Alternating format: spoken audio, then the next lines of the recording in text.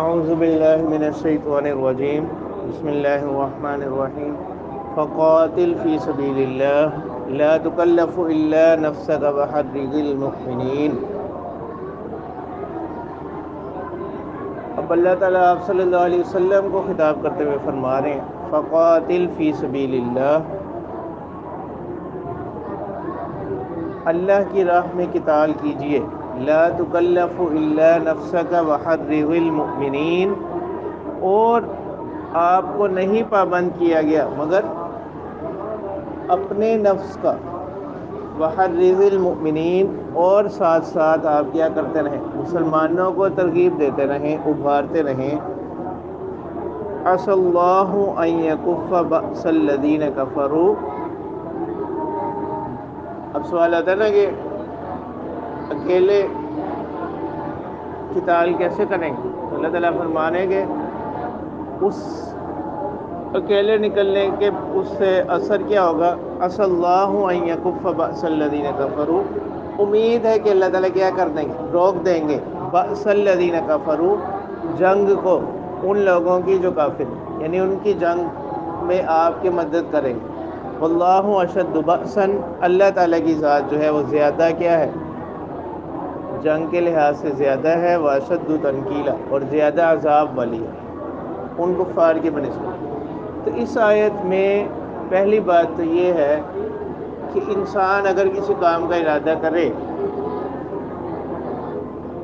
تو اس کو چاہیے کہ وہ اس کو کیا کرے، اس کو عملی شکل میں لانے کی کوشش کرے، کیونکہ سب سے پہلے وہ اپنی ذات کا پابند ہے، اس آیت سے ہی معلوم ہے۔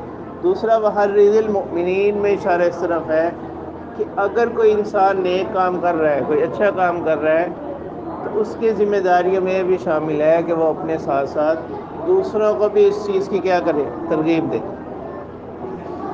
پھر اللہ کی مدد ہوگی۔ اگلی آیت میں اللہ تعالیٰ فرماتے ہیں، 21واں حکم ہے اس سورت کا، من یشفع شفاعۃ حسنۃ یکن لہ نصیب منہا۔ تو اس صورت کے احکامات میں سے 21واں حکم یہ ہے سفارش سے متعلق۔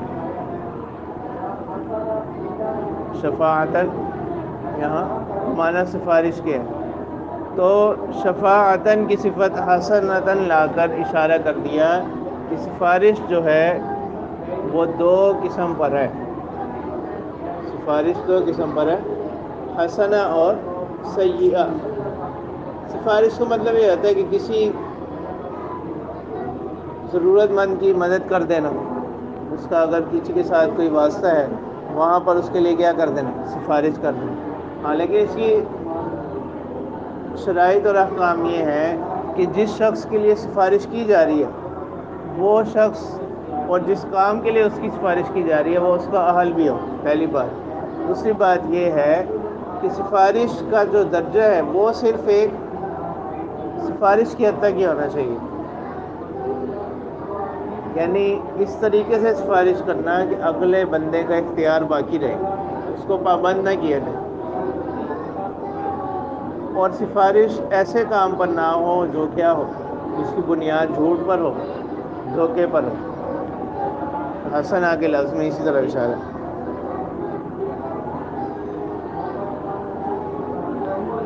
تو سفارش کرنے کا کیا اجر ہے؟ اللہ تعالیٰ اس آیت میں بھی فرما رہے ہیں، حدیث مبارکہ میں بھی آتا ہے اشفعوا فلتؤجروا۔ ہاں، اس میں یہ چیز ہے کہ اگر اس کی سفارش صحیح بنیاد پر ہے، ایک شخص اس کے پاس آیا، وہ ضرورت مند بھی ہے، اہلیت بھی رکھتا ہے، اس نے کسی جگہ سفارش کر دی، اور اگر اس کی سفارش کے مطابق کام نہیں بھی ہوتا تو پھر بھی اس جائز سفارش کی وجہ سے اس کو کیا ملے گا؟ اجر ملے گا۔ یعنی اس کا جو اجر ہے وہ اس پر موقوف نہیں ہے کہ اس کی سفارش کے مقتضا پر عمل بھی ہو جائے۔ اگر یہ جائز اور حق سفارش کرتا ہے اس کو جو اجر ملے گا وہ اس پر موقوف نہیں ہے کہ اس کے مقتضا پر عمل ہو یا نہ ہو، اس کو اجر ملے گا۔ اللہ تعالیٰ فرما رہے ہیں من یشفع شفاعۃ حسنۃ، جو کوئی اچھی سفارش کرے گا یکن لہ نصیب منہا، تو اس کے لیے اس میں سے حصہ ہوگا، یعنی اس سفارش کے اجر میں اس کو بھی کیا ہوگا؟ حصہ ہوگا، اگرچہ وہ سفارش قبول ہو یا نہ ہو۔ اسی طرح وَمَن يَشْفَعْ شَفَاعَةً سَيِّئَةً، اگر کوئی بری سفارش کرے گا یقل لہو کفل منہا، تو اس میں سے اس کے لیے کیا ہوگا؟ حصہ ہوگا، بوجھ ہوگا۔ تو نصیب اور کفل دونوں کا معنی ایک ہی ہے، ٹھیک ہے، لیکن خیر کے لیے عام طور پر نصیب کا لفظ استعمال ہوتا ہے، اور اس برے معنی میں کفل، کہ اس کی سفارش کا بری سفارش نے کی، اگرچہ یہ بھی قبول ہو یا نہ ہو، لیکن اس کا گناہ اس پر ہوگا، اس کا گناہ اس پر ہوگا، سفارش کرنے والے۔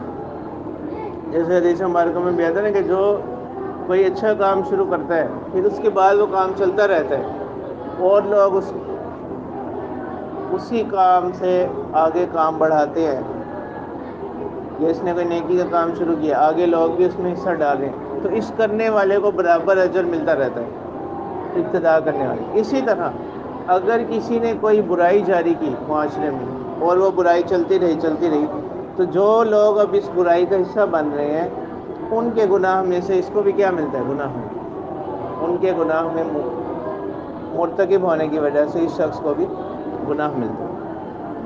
وَكَانَ اللَّهُ عَلَى كُلِّ شَيْءٍ مُقِيتًا، اور اللہ تعالیٰ فرمانے کہ اللہ پر کوئی مشکل نہیں ہے، بلکہ اللہ تعالیٰ تو ہر چیز پر قدرت رکھنے والے ہیں۔ وَإِذَا حُيِّيتُم بِتَحِيَّةٍ فَحَيُّوا بِأَحْسَنَ مِنْهَا أَوْ رُدُّوهَا۔ 22واں حکم اس صورت کا سلام سے متعلق۔ تو سلام ایک اہم معاشرتی حکم ہے کہ جب کوئی بھی شخص ایک دوسرے سے ملتے ہیں، دو لوگ، تو وہ آپس میں ایک دوسرے کو سلام کریں، تو یہی قرآن و سنت کی تعلیمات ہے۔ تو سلام ایک سنت عبادت ہے، اور اس کا جواب دینا وہ واجب ہے، اسلام کا جواب دینا واجب ہے۔ البتہ بعض مواقع ایسے ہیں جو اس سے مستثنی ہیں، جیسے اگر کوئی نماز پڑھ رہا ہے، اگر کوئی درس و تدریس کا کام کر رہا ہے، مطالعہ کر رہا ہے، یا وہ کسی ایسے کام میں مشغول ہے جو اس وقت اس کو سلام کا جواب دینا ناگوار ہو، ٹھیک ہے، قضائے حاجت کے وقت میں ہے یا وہ سو رہا ہے، اس حالت میں یہ مواقع سے مستثنی ہیں۔ تحیہ کہتے ہیں کہ وہ کلمات بوقت ملاقات لوگ جن کلمات کا ایک دوسرے کے ساتھ تبادلہ کرتے ہیں، اس کو تحیہ کہتے ہیں، اور یہ ہر زبان میں ہوتا ہے، یہ ہر ملت میں، ہر مذہب میں ہوتا ہے، کہ بوقت ملاقات جو کلمات ایک دوسرے کو بولے جاتے ہیں، ان کو تحیہ کہتے ہیں۔ تو اللہ تعالیٰ نے پھر فرمایا کہ جب تم ایک دوسرے کے ساتھ ملاقات کرو، تحیہ کہتے ہیں وہ کلمات جو ملتے وقت، جب دو لوگ ایک دوسرے کو ملتے ہیں، اس وقت وہ جو کلمات بولتے ہیں، اس کو تحیہ کہتے ہیں۔ تو اسی میں اسلام نے حکم دیا کہ تم کیا کرو، جب ایک دوسرے کو ملو تو اس کو کیا کرو؟ سلامتی کی دعا دو۔ تو اس میں دو فائدے ہیں، ایک تو یہ کہ ایک انسان جب اپنے مسلمان بھائی کے لیے سلامتی کی دعا کرے گا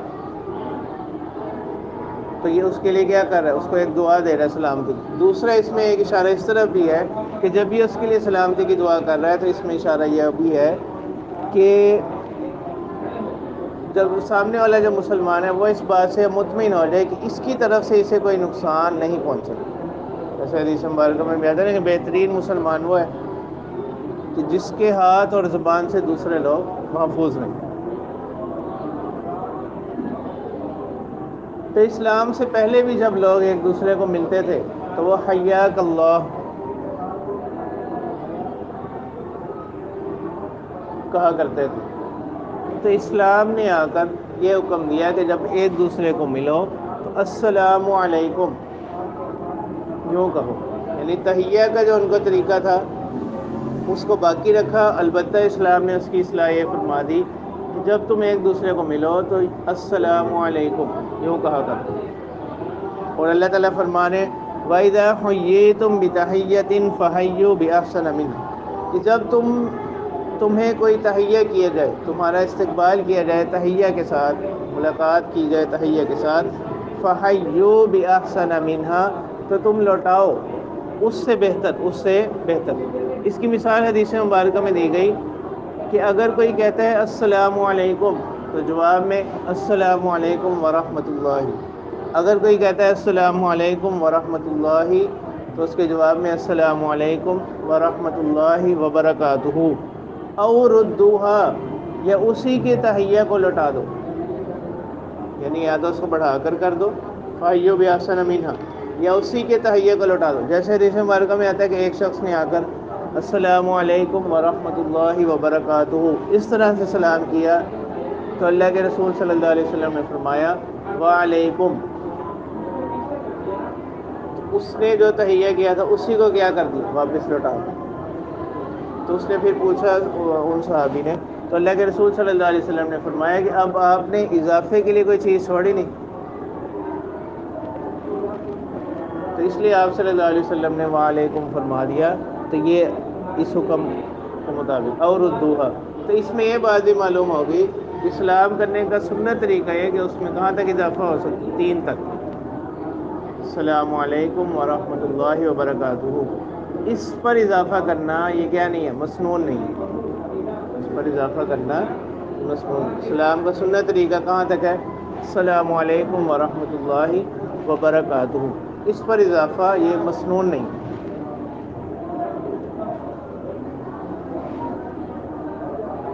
ان اللہ کان علی کل شیء حسیبا، بے شک اللہ تعالی ہر چیز کا حساب رکھنے والے ہیں. اللہ لا الہ الا ہو، اللہ اس کے سوا کوئی معبود نہیں. لیجمعنکم الی یوم القیامۃ لا ریب فیہ، وہ تمہیں جمع کرے گا قیامت کے دن جس کے وقوع میں کوئی شک نہیں. ومن اصدق من اللہ حدیثا، اور کون زیادہ سچا ہے اللہ سے بات کے اعتبار سے، یعنی اللہ سے زیادہ کس کی باتیں سچی ہو سکتی ہیں. تو اسلام کے مسائل میں سے ایک یہ ہے کہ اگر کوئی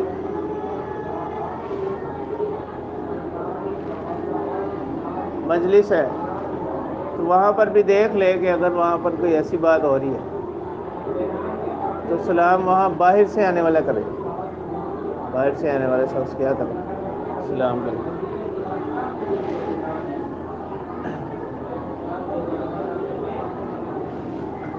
وہ بھی اس صورت میں کہ اگر وہاں پر کوئی یعنی پہلے سے کوئی یہ موقع بھی سلام سے مستثنا ہے. اگر کوئی خطبہ ہو رہا ہے، جمعہ کا واعظ ہو رہا ہے، بیان ہو رہا ہے، تو وہ بھی ان صورتوں میں سے ہے کہ جس وقت سلام کا جواب دینا ضروری نہیں.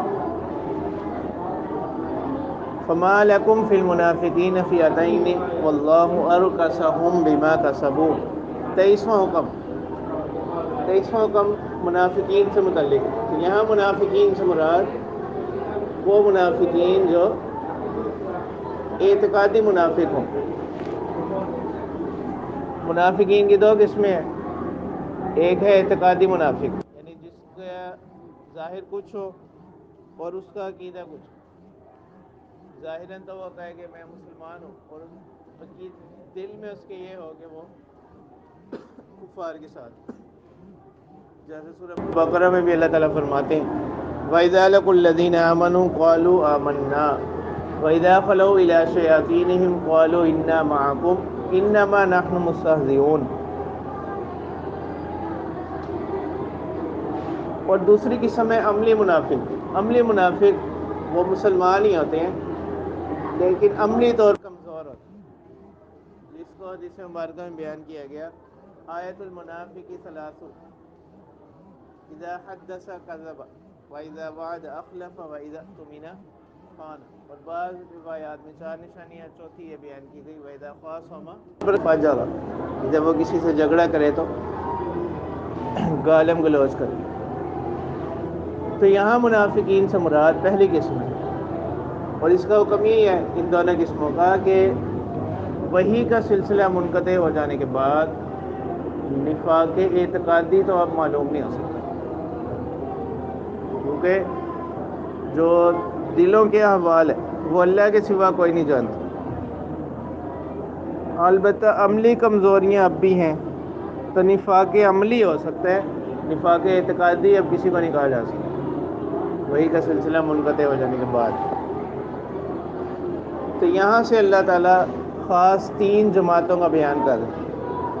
ان آگے آیات جو آ رہی ہیں اس میں 3 گروہوں کا 3 جماعتوں کا بیان ہے. فما لکم فی المنافقین فئتین، اللہ تعالیٰ فرماتے ہیں کہ کیا ہو گیا تمہیں، منافقین کے بارے میں تم 2 جماعتیں ہو گئے ہو.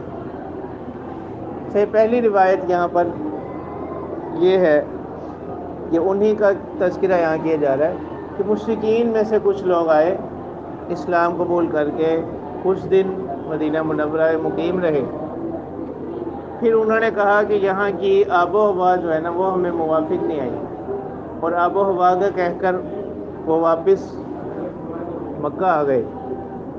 اور مکہ آ کر انہوں نے لوگوں سے کہا کہ ہم تو محض ظاہری طور پر مسلمان ہوئے تھے، ہم نے حقیقتاً اسلام قبول نہیں کیا. تو اب ان لوگوں کے بارے میں مسلمانوں کی 2 گروہ ہو گئے. ایک گروہ نے تو ان کو مسلمان جانا، دوسرے نے ان کو کافر کہا. تو اس پر یہ ارشاد نازل ہوا، اللہ تعالیٰ فرماتے ہیں کہ تم کیوں 2 گروہ ہو گئے ان کے بارے میں، کہ ایک جماعت ان کو مسلمان بول رہی ہے، دوسری ان کو کافر کہہ رہی ہے، حالانکہ واللہ ارکسہم بما کسبوا، اللہ تعالیٰ نے ان کو پھیر دیا، الٹ دیا بسبب اس کے جو انہوں نے اعمال کیے، یعنی اپنی بدعمالیوں کی وجہ سے ہی وہ دوبارہ کفر میں لوٹ. اتریدون ان تہدوا من اضل اللہ، کیا تم چاہتے ہو کہ ہدایت دو جس کو اللہ گمراہ کر دے.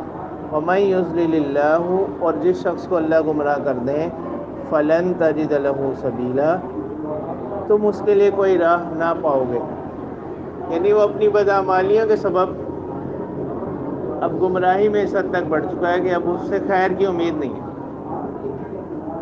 یہی اس میں تعبیر کی جائے گی، ورنہ تو پھر یہ اشکال لازم رہے گا نا کہ جس شخص کو اللہ نے ہدایت نہیں دے رہے پھر اس کا کیا قصور. اس کا جواب یہ ہے کہ وہ اپنی بدعمالیوں کے سبب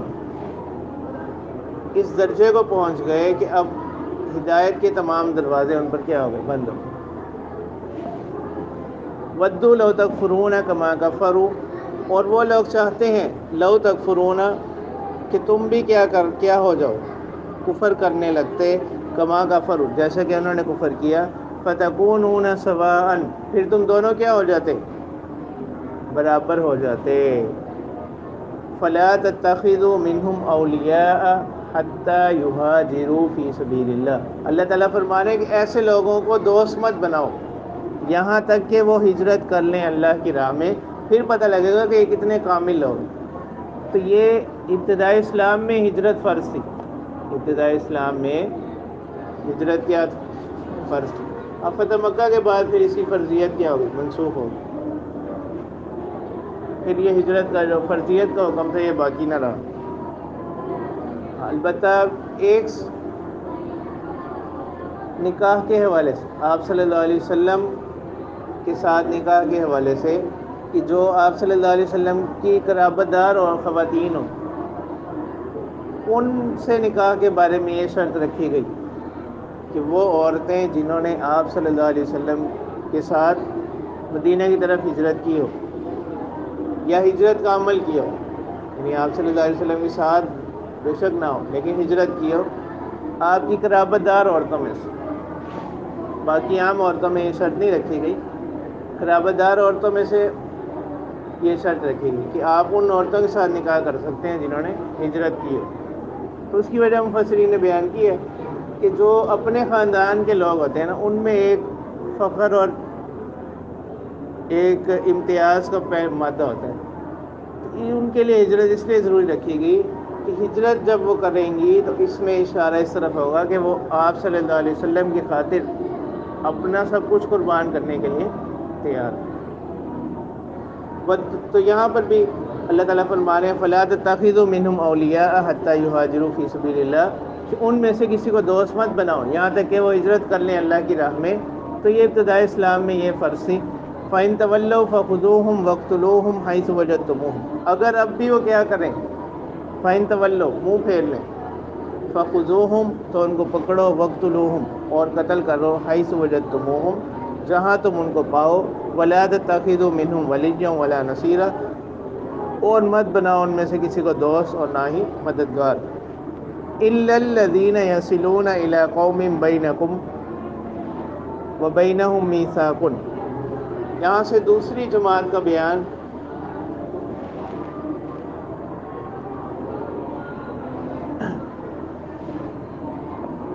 وہ یہ کہ ایک قبیلہ وہ آپ صلی اللہ علیہ وسلم کی خدمت میں مکہ سے تشریف لائے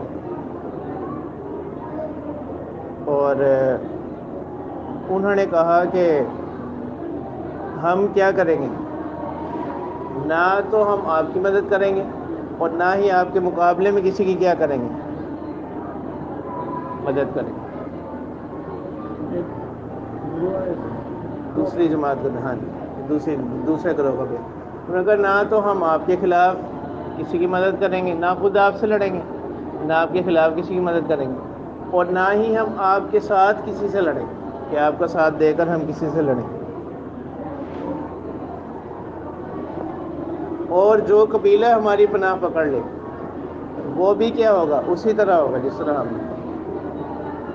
تو اس پر پھر یہ آیات نازل ہوئیں الا الذین یصلون، مگر وہ لوگ جو کیا کرتے ہیں، ملاتے ہیں الی قوم بینکم و بینہم میثاق، ایسی قوم کی طرف کہ تمہارے اور ان کے درمیان، یعنی وہ ایسی قوم کے ساتھ جہاں ملتے ہیں کہ تمہارے اور ان کے درمیان کیا ہو گیا، کوئی معاہدہ ہو گیا، میثاق معاہدہ ہو گیا. ان لوگوں کے ساتھ جو لوگ جا ملیں ان سے قتال نہیں کرنا، ان سے کیا نہیں کرنا، قتال نہیں کرنا. او جاؤکم حصرت صدورہم ان یقاتلوکم او یقاتلوا قومہم، یا وہ آپ کے پاس آئیں اس حال میں کہ روکے ہوئے ہوں، حصرت صدورہم روکے ہوئے ہوں اپنے نفسوں کو، اپنے سینوں کو، ان یقاتلوکم اس بات سے کہ وہ آپ سے قتال کریں، او یقاتلوا قومہم یا آپ کے لیے اپنی قوم سے قتال کریں، یعنی نہ تو آپ کے خلاف لڑیں نہ آپ کے ساتھ لڑیں. وَلَوْ شَاءَ اللَّهُ لَسَلَّطَهُمْ عَلَيْكُمْ، تو اللہ تعالیٰ فرما رہے ہیں ایسے لوگوں سے قتال نہیں کرنا. اور یہ بھی ایسے لوگ بھی اللہ کی ایک رحمت ہے، اگر اللہ تعالیٰ چاہتے لَسَلَّطَهُمْ عَلَيْكُمْ تو ان کو تم پر کیا کر دیتے، مسلط کر دیتے. فَلَقَاتَلُوكُمْ اور وہ تمہیں کیا کر دیتے، قتل کر دیتے. فَإِنْ اعْتَزَلُوكُمْ اگر وہ تم سے کیا کریں، تم سے جدا ہو جائیں، فلم یقاتلوکم اور تم سے قتال نہ کریں، والقوا الیکم السلام اور وہ تمہاری طرف کیا کر رہے ہیں، سلامتی کو بھیج رہے ہیں. فما جعل اللہ لکم علیہم سبیلا تو نہیں رکھا اللہ تعالیٰ نے، نہیں بنایا اللہ تعالیٰ نے تمہارے لیے، علیہم ان کے خلاف کوئی راستہ، یعنی اب ان پر کوئی زیادتی نہ کرو. ستجدون آخرین، یہاں سے تیسری جماعت کا بیان، یہ قبیلہ اسد و غطفان کے کچھ لوگ تھے. یہ لوگ مدینہ منورہ آئے اور جا کر ظاہر اسلام قبول کیا، اور جا کر معاذ اللہ انہوں نے کہا کہ ہم تو بندروں پر اور بچھوؤں پر ایمان لے کر آئے ہیں، اور ظاہر مسلمانوں سے کہا کہ ہم آپ کے ساتھ ہیں. اس پر پھر یہ آیات نازل ہوئی. یہ تیسرے فرقہ کا بیان ہے. ستجدون آخرین یریدون ان یأمنوکم ویأمنوا قومہم، ان قریب تم پاؤ گے ایک تیسری جماعت، یریدون وہ چاہتے ہیں ان یأمنوکم کہ وہ تمہیں بھی کیا کریں، تمہارے ساتھ بھی امن سے رہیں، ویأمنوا قومہم اور اپنی قوم کو بھی امن دیں. کلما ردوا الی الفتنۃ لیکن جب بھی لوٹائے گئے فتنے کی طرف، یعنی جب انہیں کسی قتال کی طرف، لڑائی کی طرف بلایا گیا، ارکسوا فیہا اس میں کیا کر دیے گئے، پھیر دیے گئے. فَإِن لَّمْ يَعْتَزِلُوكُمْ اگر وہ کیا نہ کرتے، ہاں جی، وَيُلْقُوا إِلَيْكُمُ السَّلَامَ اور تمہاری طرف سلامتی کا پیغام نہ بھیجیں، وَيَكُفُّوا أَيْدِيَهُمْ اور تم سے اپنے ہاتھوں کو نہ روکیں، یہ سب نفی پر عطف ہو رہا ہے. فَخُذُوهُمْ اگر وہ یہ کام نہ کریں تو فَخُذُوهُمْ ان کو پکڑو، وَاقْتُلُوهُمْ حَيْثُ ثَقِفْتُمُوهُمْ اور ان کو قتل کر لو جہاں تم انہیں پاؤ. یعنی انہوں نے کیا کر لیا، معاہدے کو توڑ دیا. وَأُولَٰئِكُمْ جَعَلْنَا لَكُمْ اور یہ وہ لوگ ہیں کہ ہم نے بنایا ہے تمہارے لیے، عَلَيْهِمْ سُلْطَانًا مُبِينًا ان کے خلاف واضح دلیل، واضح سند، یعنی ان کیونکہ وہ خود اپنے عمل سے کیا کر چکے ہیں، معاہدے کو توڑ چکے ہیں، تو اس لیے ہم نے تمہارے لیے ان کے خلاف راستہ رکھا ہے کہ اب تم ان سے کیا کر لو، قتال کرو. تو یہ تین جماعتوں کا بیان ان آیات میں تین مختلف گروہوں کا، تین مختلف فرقوں کا بیان ہے۔